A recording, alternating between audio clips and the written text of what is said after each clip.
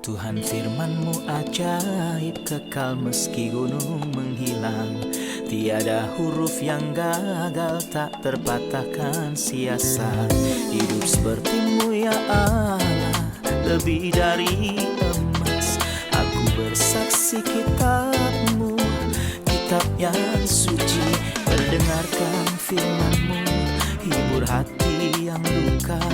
Terangilah langkahku kemanapun ku pergi. Biarkanlah firman-Mu berkuasa atasku. Ubahkanku, bebaskanku, ku mau menyenangkan-Mu. Salam jumpa pemirsa terkasih, saya menyambut Anda sekalian dimanapun Anda berada dalam episode yang terbaru, program studi harian kita Semua Kitab Suci. Kita masih dalam studi kita dalam kitab-kitab perjanjian baru, kini kita telah sampai pada surat Tesalonika pasal yang keempat, dan oleh karena kasih karunia Allah, hari ini kita akan memulai pelajaran kita dari ayat 9 sampai 12. Saya ingatkan Anda bahwa di episode sebelumnya, kita berbicara tentang ayat 1 sampai 8, kita berbicara tentang desakan praktikal, khususnya mengenai kehidupan kesucian.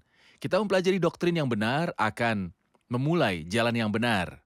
Iman yang benar akan mengawali jalan yang benar.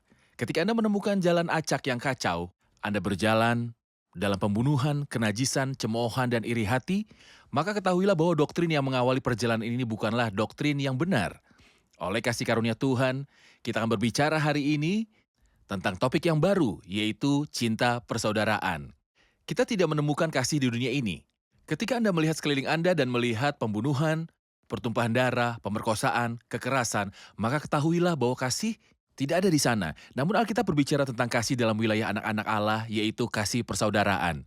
Tentang topik ini, kasih persaudaraan, kita akan berbicara dalam episode hari ini bersama dengan para pelayan Tuhan, Saudara Elia Kerolos dan Dr. Faiz Fuad. Selamat datang para hamba Tuhan. Terima kasih. Kami juga menyambut hadirin di studio, selamat datang.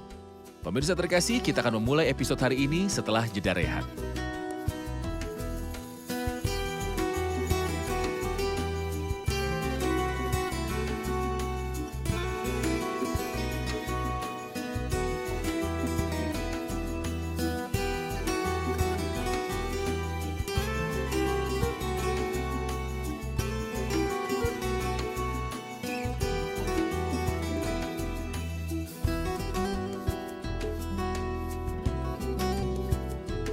Dr. Faiz, izinkan saya membaca ayat 9-12 dan kembali untuk bertanya. Tentang kasih persaudaraan tidak perlu dituliskan kepadamu, karena kamu sendiri telah belajar kasih mengasihi dari Allah. Hal itu kamu lakukan juga terhadap semua saudara di seluruh wilayah Makedonia, tetapi kami menasihati kamu, saudara-saudara, supaya kamu lebih bersungguh-sungguh lagi melakukannya. Dan anggaplah sebagai suatu kehormatan untuk hidup tenang untuk mengurus persoalan-persoalan sendiri dan bekerja dengan tangan seperti yang telah kami pesankan kepadamu. Sehingga kamu hidup sebagai orang-orang yang sopan di mata orang luar dan tidak bergantung pada mereka. Ayat 9 berbicara tentang apa yang disebut kasih persaudaraan. Saya ingin tahu definisi kasih ini, kasih persaudaraan. Rasul Paulus membahas 3 poin ini dalam pasal 4. Namun dia melakukannya secara lebih rinci, bisa dikatakan dia melakukan pengaturan atau menyebarkannya. Dia berbicara dari ayat 1 sampai 8 tentang kekudusan, dia memulai dengan kekudusan dan sebaliknya. Dari urutan di akhir pasal 3, kemudian dia berbicara tentang kasih persaudaraan. Dia berbicara tentang kasih persaudaraan, bukan tentang cinta terhadap saudara. Tetapi juga di ayat yang ke-11 dan ayat yang ke-12, dia berbicara tentang tanggung jawab kita terhadap orang luar. Seolah-olah dia mengatakan bahwa wilayah cinta akan diperluas sehingga mencakup pihak luar. Dari ayat ke-13 sampai 18 dia berbicara tentang kedatangan Tuhan. Dari ayat yang ke-9 dia berbicara tentang kasih persaudaraan. Dia berkata, aku tidak perlu menceritakannya kepadamu. Tetapi engkau telah memberitahu kami tentang kekudusan dan memberi kami perintah-perintah tentang kekudusan. Dan mengingatkan kami dengan perintah-perintah tentang kekudusan. Lalu mengapa tidak perlu membicarakan kasih persaudaraan? Karena dia ingin mengatakan ini adalah akibat alami dari sifat baru. Hal ini mengingatkan saya dengan ayat yang Rasul Yohanes katakan kepada kita dalam suratnya. Rasul kasih itu berkata, kita tahu bahwa kita sudah berpindah dari dalam maut ke dalam hidup, yaitu karena kita mengasihi saudara kita. Suatu petunjuk bahwa kita memperoleh hidup yang kekal adalah kita mengasihi saudara kita, mempunyai kasih persaudaraan. Barang siapa tidak mengasihi, ia tetap di dalam maut. Kemudian dia juga berkata, dan setiap orang yang mengasihi dia yang melahirkan, mengasihi juga dia yang lahir daripadanya. Saudara-saudaraku yang kekasih, marilah kita saling mengasihi. Sebab kasih itu berasal dari Allah dan setiap orang yang mengasihi lahir dari Allah dan mengenal Allah. Barang siapa tidak mengasihi tidak mengenal Allah sebab Allah adalah kasih. Kita mencintainya atau asal-usulnya adalah kami mengasihi secara umum. Kita bisa mengasihi. Kenapa? Karena Tuhan adalah kasih. Karena dia lebih dahulu mengasihi kita. Karena dia mengasihi kita dan kita dilahirkan dari Tuhan kelahiran baru. Sifat baru membuat kita tahu bagaimana mengasihi. Kita sebelumnya dibenci orang lain dan saling membenci. Kita membenci diri kita sendiri dan membenci orang-orang di sekitar kita. Tidak ada yang tahu bagaimana cara mengasihi. Tidak, sekarang kita bisa mengasihi. Kita tahu bagaimana mengasihi. Sifat baru membuat kita bisa mengasihi. Kita saling mengasihi. Mengasihi Tuhan dan saya mengasihi diri saya sendiri. Saya mengasihi istri saya dan mengasihi semua orang. Tentang kasih persaudaraan tidak perlu dituliskan kepadamu. Dia mulai dengan kekudusan dan kemudian tergerak pada kasih persaudaraan. Seolah-olah kasih persaudaraan adalah penawar segala kejahatan kenajisan. Jika kasih memang diaktifkan dalam diri saya dan Roh Kudus mengambil posisinya di dalam diri saya, maka saya tidak berpikir bahwa saya akan menyakiti saudara saya jika menginginkan Benar. sesuatu yang dimilikinya. Baik, Anda ingin mengatakan bahwa kasih itu membedakan relasi anak-anak Tuhan dalam wilayah keluarga Tuhan. Ini tidak ada di dunia. Tidak, dunia tidak Jadi jika ada mengetahui yang hal memperhatikan seperti kita ini. sekarang, dan dia tidak mengenal Kristus, dan merindukan semacam hubungan yang baik, dalam komunitas yang tahu bagaimana mengasihi dan dikasihi, hubungan terhormat ini tidak ada kecuali dalam wilayah anak-anak Tuhan. Ada orang yang mengasihi Kristus dan Kristus memerintah atas mereka. Jadi kita katakan padanya, selamat datang, jadilah salah satu anak Tuhan. Untuk mengasihi dan dikasihi, kasih persaudaraan menjadi hasil pekerjaan dari Roh Kudus. Saudara Elia, di sini tidak dibicarakan tentang kasih ini, tetapi tentang peningkatan kasih ini. Bagaimana mereka meningkatkan kasih persaudaraan mereka? Jelas dari awal surat bahwa kasih terlihat jelas dalam diri mereka, seperti pada pasal 1 ayat 3, mengingat pekerjaan imanmu, usaha kasihmu dan ketekunan pengharapanmu. Lalu pada pasal 3 yang sudah kita bahas sebelumnya, dia bercerita tentang kapan Timotius datang dan membawa kabar baik dari iman dan kasih Anda. Kasih satu terhadap yang lain itu nyata, namun kerinduan Rasul Paulus bahwa kasih ini tidak akan berhenti terhadap rintangan apapun, tapi itu akan meningkat lebih lagi. Kasih ini dia mengatakan kepada mereka bahwa itu bukanlah kasih untuk kelompok tertentu, namun dia mengatakannya kepada mereka di bagian hari ini dan ayat 10, hal itu kamu lakukan juga terhadap semua saudara di seluruh wilayah Makedonia. Kasih dan persaudaraan yang benar bukan terhadap kelompok tertentu yang saya pribadi sukai atau ada semacam ikatan di antara kita. Jadi saya suka grup ini kasih duniawi. Bahkan Tuhan berkata, dan jikalau kamu mengasihi orang yang mengasihi kamu, apakah jasamu? Kasih yang bersyarat. Kasih yang bersyarat. Kasih yang bersyarat dunia mengasihi karena alasan. Namun sebagai orang percaya sejati yang memiliki Roh Kudus di dalam kita mengasihi karena kasih Allah telah dicurahkan ke dalam hati kita melalui Roh Kudus. Kemudian mengenai peningkatannya, ia berkata kepada mereka bahwa ia tidak ingin rasa kasih ini berkurang, tapi dia ingin meningkat. Mengapa ia menyuruh mereka untuk bertambah, khususnya mereka yang berada dalam kesukaran? Karena kadang kesusahan dapat menyebabkan saya menjadi terkurung pada diri saya sendiri. Mampukah saya menjaga diri saya sendiri agar saya mengasihi Anda? Saya mengalami cukup banyak masalah dan keadaan saya sudah cukup. Rasul Paulus berkata kepada mereka, yaitu kasih Allah melalui Roh Kudus tidak terhalang oleh keadaan atau kendala yang ada di sekitarnya. Seperti pahlawan kasih dalam Alkitab telah menunjukkan kasih mereka lebih banyak dalam keadaan sulit seperti Onesiforus. Terlepas dari keadaan sulit yang mengelilingi Paulus, dia berkantangnya dalam 2 Timotius pasal 1, ia berusaha mencari aku dan susah juga menemui aku. Kita punya Aquila dan Priscilla pada saat yang sulit. Alkitab berkata yang mempertaruhkan hidup mereka untuk hidupku. Sungguh menakjubkan bahwa kita saling mengasihi dan kasih persaudaraan, tapi kasih ini tidak berhenti pada taraf tertentu dan tidak berkurang, melainkan bertambah. Berikut adalah 2 desakan untuk kategori yang berlawanan karena manusia menjadi sasaran ekstremisme. Pertama, kategori malas dan tidak bekerja dengan tangan, dan mungkin motifnya adalah kesalahpahaman mengenai kebenaran kedatangan Tuhan. Seolah-olah kategori ini mengatakan selama kedatangan Tuhan sudah dekat, lalu mengapa kita harus bekerja dan menyibukkan diri dengan urusan dunia?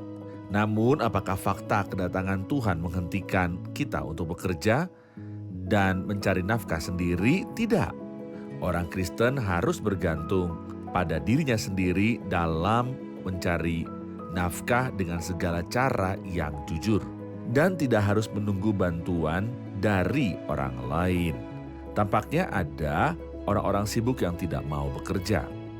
Rasul Paulus menulis dalam suratnya yang kedua kepada orang-orang seperti itu dengan mengatakan jika seseorang tidak mau bekerja, janganlah ia makan. Sedangkan untuk kategori yang kedua, mereka mempunyai ambisi di dunia, sehingga mereka memperluas pekerjaan mereka tepat waktu. Dengan bertanya, apakah bekerja itu berdosa? Tentu tidak, namun marilah kita waspada terhadap kebingungan dan keserakahan. Sebab setan menyesatkan dan dunia menjauhkan orang percaya, dan cinta akan uang adalah akar dari segala kejahatan. Kami kembali pemirsa terkasih untuk melanjutkan pembelajaran kita di pasal 4 Tesalonika 1 dan sekarang kita akan mendengarkan pertanyaan dari hadirin di studio. Silakan. Pertanyaannya di sini ayat 11 adalah beberapa bagian yang saya tidak mengerti. Pertama, ia menyuruh mereka hidup tenang. Saya tidak mengerti apa yang dimaksud dengan hidup tenang. Maksud saya ada orang yang secara alami aktif atau gugup atau terlalu banyak berbicara. Ia berbicara tentang mengurus urusan mereka sendiri. Saya tidak mengerti sama sekali apa maksudnya urus-urusanmu sendiri. Bagian terakhir adalah tentang bekerja dengan tangan. Saya tidak mengerti apakah pada saat itu ada alternatif lain selain seseorang bekerja dengan tangannya. Oke, izinkan saya membacakan ayatnya untuk pemirsa dan kembali untuk menjawab pertanyaan yang disampaikan Saudari Amal. Ayat 11, dan anggaplah sebagai suatu kehormatan untuk hidup tenang, untuk mengurus persoalan-persoalan sendiri, dan bekerja dengan tangan seperti yang telah kami pesankan kepadamu. Kita harus interpretasikan ayat ini, khususnya kata-kata yang diucapkan, kerjakanlah dengan tanganmu urusanmu sendiri. Apa maksudnya? Ayat ini dan juga ayat berikutnya, ayat yang ke-12 adalah tentang tanggung jawab orang beriman terhadap pihak yang ada di luar. Saya ingin mengatakan ada dua perumpamaan tentang gereja. Gereja sebagai rumah Tuhan. Ungkapan rumah Tuhan mencakup tanggung jawab orang beriman terhadap orang di dalam. Tanggung jawab saya adalah menjaga rumah Tuhan, baik, tertib, dan suci. Dan ini termasuk disiplin untuk anak saya bila dia salah, disiplin gereja. Namun di sini ada perumpamaan gereja sebagai mercusuar. Sebagai mercusuar, ini berarti tanggung jawab orang percaya terhadap pihak luar. Mereka bagaikan cahaya bagi orang luar. Dia berbicara di ayat 11 dan 12 tentang tanggung jawab. Orang-orang beriman terhadap orang luar. Di ayat yang 12, orang akan menyikapkan kita orang-orang kafir. Mereka memperhatikan kita saat menempatkan kita di bawah mikroskop. Bagaimana keadaan kita, bagaimana kita berperilaku. Maka Rasul itu mendesak mereka untuk melakukan 3 hal dalam hidup mereka. Hal praktikal, pertama untuk hidup tenang. Di sini konteksnya mengatakan dengan tenang, bukan dalam arti berbicara dengan suara pelan, dengan syaraf yang tenang atau mereka tidak akan kehilangan kesabaran. Namun menurut saya ini ada hubungannya dengan sikap diam di tempat kerja. Jadi mereka tidak akan merasa takut dan keserakahan dan pengejaran terus-menerus dengan keinginan yang hebat untuk memiliki lebih banyak dengan keserakahan. Jangan bersusah payah untuk menjadi kaya. Tinggalkan niatmu ini. Tenanglah dan ketahuilah bahwa lebih baik yang sedikit pada orang benar daripada yang Jadi berlimpah-limpah jangan pada bingung. orang fasik. Jangan bingung Menjadi sendiri. tenang saat bekerja, ya jangan cemas tentang masa depan, banyak uang, dan bisnis. Tenang dalam mengendalikan urusan saat bekerja dan urus urusanmu sendiri. Izinkan saya mengatakan dengan cara yang berlawanan. Rasul Petrus berkata, janganlah ada di antara kamu yang harus menderita sebagai pembunuh atau pencuri atau penjahat Atau atau pengacau. Jadi jangan ikut campur urusan orang lain. Ada yang kaya, seorang membeli, seorang itu bukan urusanmu. Jika saya mengatakannya dengan cara yang baik menggunakan lidah sang master. Jikalau aku menghendaki supaya ia tinggal hidup sampai aku datang, itu bukan urusanmu, tetapi engkau ikutlah aku. Benar. Urus urusanmu sendiri, jangan ikut campur dengan urusan orang lain. Peduli masalah Anda sendiri. Ketiga, bekerja dengan tanganmu. Ya, terkadang saya adalah orang yang pendiam, yang tidak menyukai ketamakan, keserakahan, dan keinginan untuk memiliki begitu banyak. Tidak, terkadang saya mengambil ekstrim yang lain dan menjadi malas, tidur, dan bermalas-malasan. Dan hidup dengan tunjangan dan ingin hidup dengan bantuan orang lain. Jadi dia berkata tidak mau bekerja dan bekerja keras. Anda bekerja untuk dirimu sendiri. Mengapa? Apalagi sesi rumahnya, orang itu murtad dan lebih buruk dari orang yang tidak beriman. Tidak, Anda tidak hanya bekerja untuk memenuhi kebutuhan rumah. Anda juga bekerja untuk bisa memberi kepada yang membutuhkan. Katanya dalam suratnya yang kedua pada pasal yang ketiga. Barang siapa tidak mau bekerja, janganlah Biarlah dia tidak makan. Bukan siapa yang tidak bisa bekerja. Tidak ingin. Siapapun yang tidak bisa bekerja, kita akan bertanggung jawab padanya. Tapi dia sedang membicarakan seseorang siapa yang bisa bekerja tetapi dia tidak mau. Orang yang Biarkan sibuk. dia tidak makan. Dia tidak punya hak untuk makan. Billy Graham mengucapkan doa pertobatan atas nama Amerika. Dia berkata, Tuhan ampuni kami karena kami menghalalkan kejahatan dan mendorong kemalasan dan pengangguran ketika kami mengatakannya, tunjangan bagi mereka yang tidak bekerja padahal semua orang tahu cara bekerja. Tapi siapapun yang tidak bekerja, kita memberi mereka uang saku, mereka tidak bekerja. Tidak mau bekerja, mereka tidak bisa mendapatkan pekerjaan, jadi dia ingin bertobat demi Amerika karena menghalalkan dosa. Saya pikir Rasul Paulus mengatakan hal ini ketika orang-orang akan memperhatikan kita. Itu orang luar. Jadi kita tidak membuat mereka tersandung, sebaliknya mereka mengatakan kita perlu mengenal Tuhan yang memulai hal-hal seperti itu dalam diri orang beriman ini. Sehubungan dengan orang luar, Saudara Elia, ayat 12 berkata, sehingga kamu hidup sebagai orang-orang yang sopan di mata orang luar dan tidak bergantung pada mereka. Saya juga perlu berbicara tentang citra kita di hadapan orang-orang sebagai kesaksian. Berbicara tentang gereja sebagai mercusuar di hadapan manusia. Namun saya juga ingin berbicara tentang perilaku individu. Baik dalam pelayanan di tempat kerja, atau apakah kehidupan kita di rumah, saya punya tempat dan ada orang lain yang tinggal dekat saya. Saya seorang karyawan dan punya rekan-rekan lain, bagaimana saya bisa menjadi kesaksian di hadapan orang? Manusia punya 2 telinga untuk mendengarkan perkataan kita, tapi mereka juga punya mata untuk mengawasi tingkah laku kita. Guru dalam khotbah raja di atas gunung berkata agar mereka dapat melihat manusia, bukan gereja. Supaya mereka melihat perbuatanmu yang baik dan memuliakan Bapamu yang di surga. Dan saya sangat menyukai kata dengan benar. Kata dengan benar. Saudara Darby mengatakan itu berarti reputasi yang baik. Bagaimana Anda bisa memiliki reputasi yang baik atau seperti yang dikatakan oleh Rasul Paulus dalam 1 Korintus pasal 14 dengan penuh hormat? Ketika ia berkata, tetapi segala sesuatu harus berlangsung dengan sopan dan teratur dengan hormat. Kata dengan benar kepada orang sekeliling kita terus berkata kami adalah rumah Tuhan. Kita adalah jemaat Tuhan, kita tahu yang sebenarnya. Kita adalah orang Kristen. Kita adalah orang yang beriman, sementara mereka melihat bahwa apa yang kita kenakan tidak memuliakan Tuhan, khususnya dalam hal pekerjaan dan kerja keras. Saya ingin hidup bergantung pada orang lain. Orang-orang memperhatikan dan bertanya pada akhirnya, apakah ini Tuhan? Apakah ini ajaran Tuhan untuk menghiasi doktrin Allah, juru selamat kita? Pada saat yang sama juga, Rasul di sini fokus pada berjalan di seluruh pasal. Jadi dia bicara tentang berjalan dalam kekudusan terhadap Tuhan, batinnya dan kehidupan pribadinya. Dan berjalan dengan penuh kasih kepada saudaraku di sekitarku dan juga berjalan benar di hadapan orang luar. Secara khusus, jika saya menyakitkannya untuk terakhir kalinya, mengenai penyediaan akan urusan saya dan bergantung pada Tuhan dan bekerja dengan tangan rela. Rasul Paulus kepada jemaat Efesus, kamu sendiri tahu bahwa dengan tanganku sendiri aku telah bekerja untuk memenuhi keperluanku dan keperluan kawan-kawan seperjalananku. Dr. Fayez, Paulus memuji mengenai pekerjaan orang-orang percaya di Tesalonika agar setiap orang bekerja dengan tenang dan berusaha di tempat kerja. Namun apakah Paulus memenuhi syarat untuk memuji orang-orang Tesalonika mengenai pekerjaan dan ketenangan dalam bekerja? Ya karena dia memperkenalkan dirinya sebagai panutan bagi mereka sebelum berbicara. Dia mengingatkan mereka di pasal 2 ketika dia bersama mereka, dia tidak menjadi beban bagi siapapun di antara mereka. Dan suatu kali dia juga berkata seperti dari saudara Elia, bahwa dengan tanganku sendiri aku telah bekerja untuk memenuhi keperluanku dan keperluan kawan-kawan seperjalananku. Dia biasa bekerja sepanjang malam, bisa dikatakan sebagai pembuat tenda.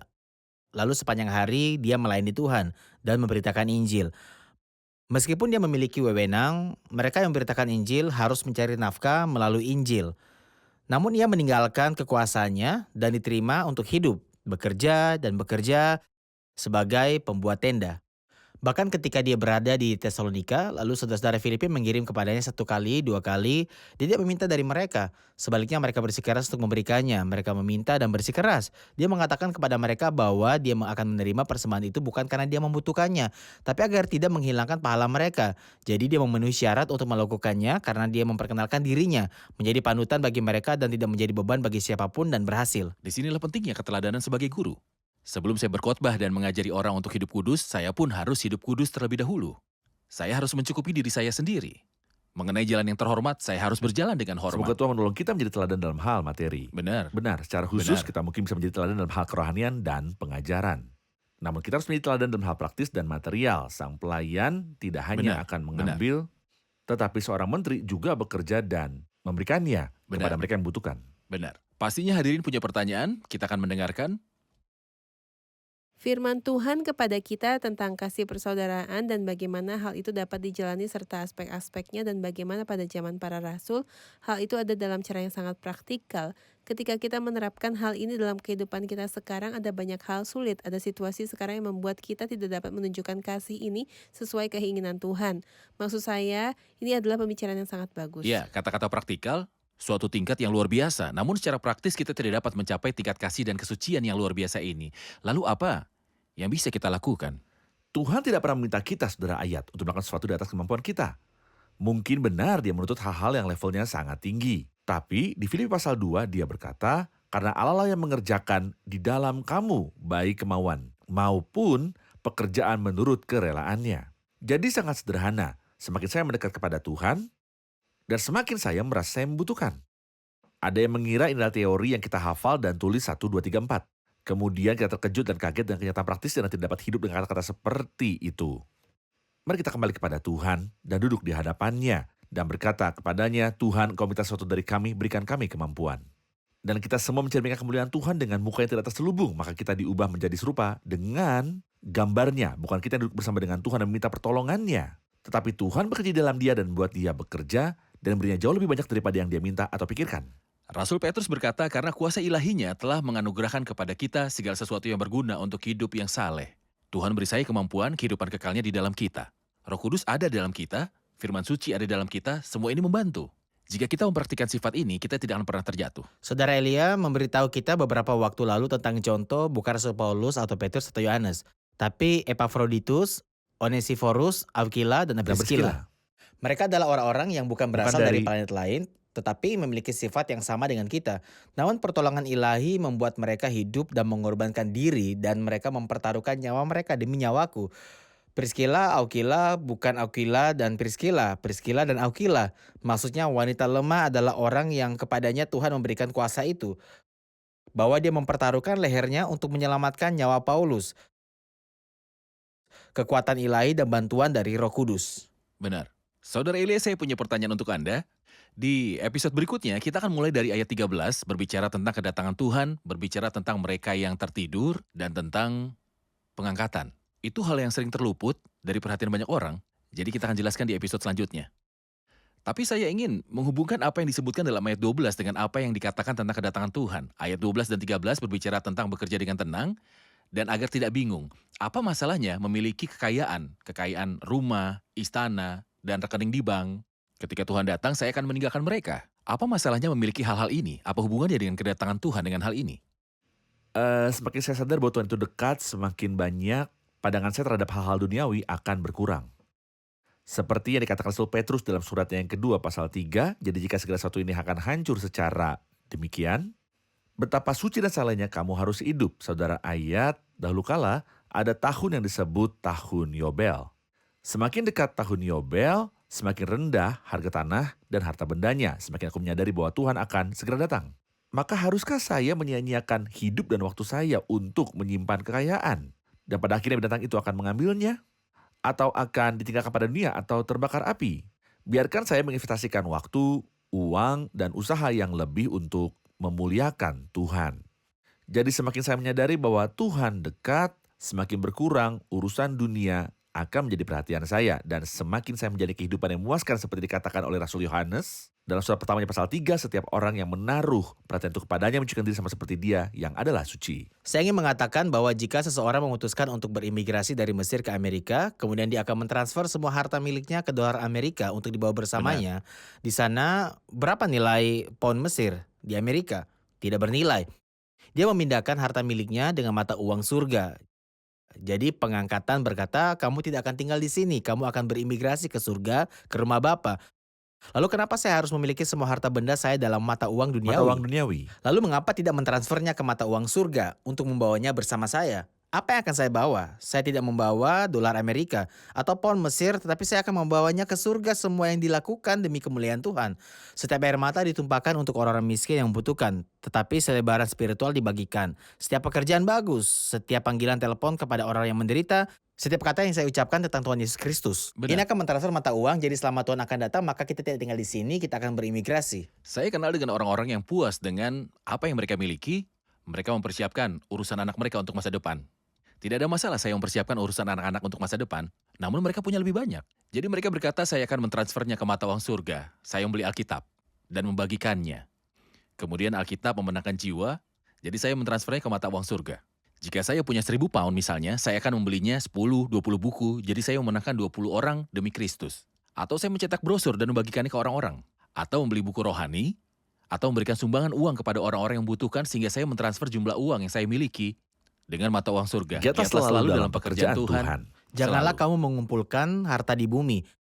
Di bumi nyengat dan karat merusaknya dan pencuri membongkar serta mencurinya. Benar. Tetapi kumpulkanlah bagimu harta di surga ngengat dan karat tidak merusaknya dan pencuri tidak membongkar serta mencurinya. Tuhan memberkati, menyenangkan berbicara dengan Anda, dan berbicara tentang kedatangan Tuhan akan lebih menyenangkan di episode yang selanjutnya. Kita akan rangkum episode ini bersama hadirin.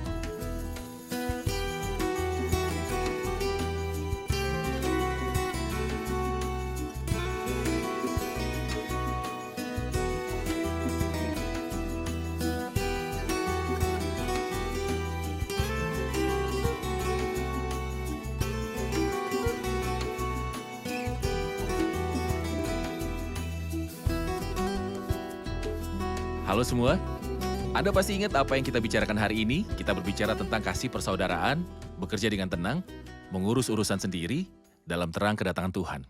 Siapa yang mendapat manfaat dari bagian ini? Singkatnya, saya sendiri mencari pertolongan Tuhan untuk berjalan dalam kasih persaudaraan dan belajar untuk berjalan dengan tenang. Benar, jadi Anda pribadi telah mengambil keputusan yang kita dengar hari ini bahwa kita Saya akan tidak akan bekerja mampu dalam melakukan Tuhan. ini kecuali dengan pertolongan Tuhan. Benar, Saya setuju dengan saudara Michelle, saya memiliki pemikiran yang sama, tantangan yang sulit, dan Anda mengatakan bahwa Anda mendorong semua orang untuk masuk ke dalam keluarga Tuhan untuk menikmati kasih persaudaraan ini. Jadi saya berdoa dari hati agar ini benar-benar ada dalam diri kita. Itulah pribadi yang masuk dalam keluarga Tuhan, yang melihat, merasakan, dan menikmati, dan semoga Tuhan meningkatkan kasih persaudaraan. Petrus? Alkitab mengajarkan kita hari demi hari bahwa kita mencintai karena Dia yang pertama kali mencintai kita. Apa yang saya tahu dan lihat dalam kasih persaudaraan memang seperti kata saudari kita, dan pertanyaannya bahwa itu adalah hal yang sulit untuk dihidupi, tetapi kita memerlukan pertolongan dari Tuhan. Dan kita harus selalu ingat betapa Dia mengasihi kita dan memberikan putranya untuk kita semua. Aku akan selalu ingat bahwa kasih ini terus berlanjut sampai akhir, sampai kedatangan yang kedua kali, di mana Dia akan semakin menunjukkan kebesaran kasih-Nya kepada kita. Ini akan membuat saya semakin menyayangi saudara-saudara saya. Benar. Terima kasih atas konsentrasi dan keaktifannya. Tuhan memberkati Anda, sebuah tambahan yang sangat bagus. Terima kasih para hamba Tuhan, kita lanjutkan diskusi di episode selanjutnya.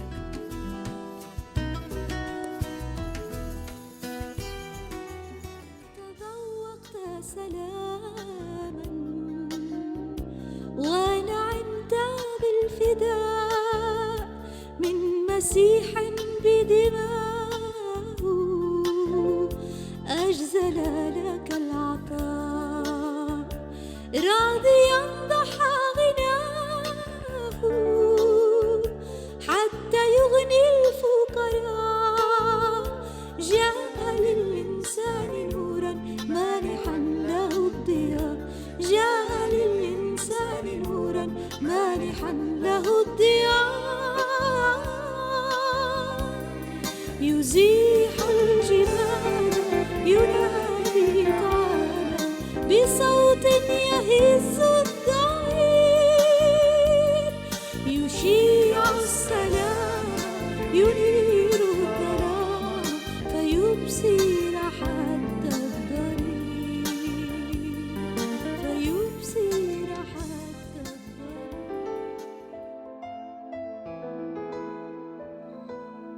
Tuhan firman-Mu ajaib, kekal meski gunung menghilang. Tiada huruf yang gagal, tak terpatahkan siasat. Hidup seperti-Mu ya Allah, lebih dari emas. Aku bersaksi kitab-Mu, kitab yang suci. Mendengarkan firman-Mu, hibur hati yang luka. Terangilah langkahku kemanapun ku pergi. Biarkanlah firman-Mu berkuasa atasku. Ubahkanku, bebaskanku, ku mau menyenangkan-Mu. Tuhan firman-Mu ajaib, kekal meski gunung menghilang. Ubah dan bebaskan aku.